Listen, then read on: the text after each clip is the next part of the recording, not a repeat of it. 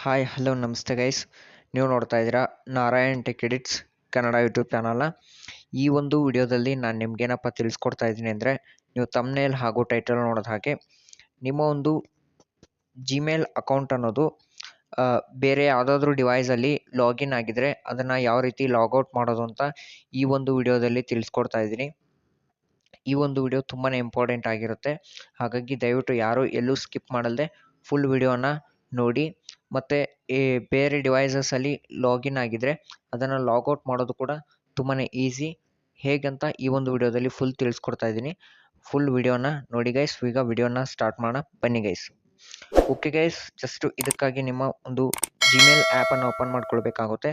Gmail ಆ್ಯಪನ್ನು open ಮಾಡಿಕೊಂಡು ನೀವು ಯಾವ ಇಮೇಲ್ ಐ ಡಿಯನ್ನು ಬೇರೆ ಒಂದು ಡಿವೈಸಸಲ್ಲಿ ಲಾಗೌಟ್ ಮಾಡಬೇಕು ಆ ಒಂದು ಇಮೇಲ್ ಐ ಡಿಗೆ ಲಾಗಿನ್ ಮಾಡಿಕೊಂಡು ಇಟ್ಕೊಂಡಿರಿ.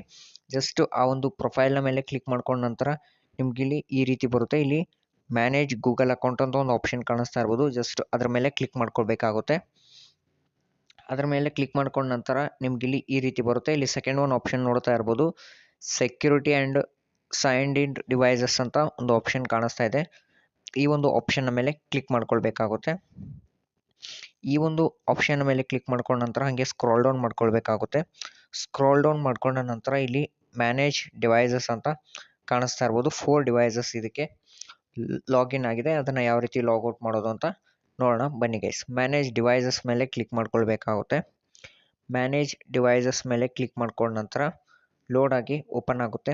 ಓಕೆ, ಓಪನ್ ಆದ ನಂತರ ನಮಗಿಲ್ಲಿ ಈ ರೀತಿ ಕಾಣುತ್ತೆ.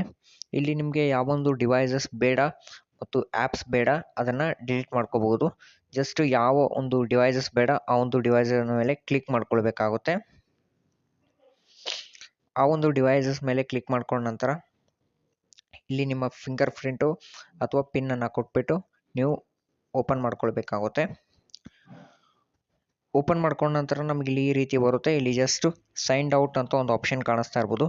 ಜಸ್ಟ್ ಇದ್ರ ಮೇಲೆ ಕ್ಲಿಕ್ ಮಾಡಿಕೊಂಡು ಕನ್ಫರ್ಮ್ ಮೇಲೆ ಕ್ಲಿಕ್ ಮಾಡ್ಕೊಳ್ಬೇಕಾಗುತ್ತೆ. ಸೈನ್ ಔಟ್ ಮೇಲೆ ಕ್ಲಿಕ್ ಮಾಡ್ಕೊಂಡ ತಕ್ಷಣ ನೋಡ್ಕೋಬೋದು ಅದು ಸೈನ್ ಔಟ್ ಆಗಿದೆ. ಇಷ್ಟೇ ಗೈಸ್ ಈ ಒಂದು ವಿಡಿಯೋ ನಿಮಗೆ ಸ್ವಲ್ಪನಾದರೂ ಇಷ್ಟ ಆಗಿದರೆ ಲೈಕ್ ಮಾಡಿ, ಶೇರ್ ಮಾಡಿ ಮತ್ತು ಇದೇ ರೀತಿಯ ಇಂಟ್ರೆಸ್ಟಿಂಗ್ ಹಾಗೂ ಇನ್ಫಾರ್ಮೇಟಿವ್ ವಿಡಿಯೋಸ್ಗಾಗಿ ನಮ್ಮ ಚಾನಲ್ನ ಸಬ್ಸ್ಕ್ರೈಬ್ ಮಾಡ್ಕೊಳ್ಳಿ ಗೈಸ್. ವಿಡಿಯೋ ನೋಡಿದ್ದಕ್ಕೆ ಧನ್ಯವಾದಗಳು. Thank you guys.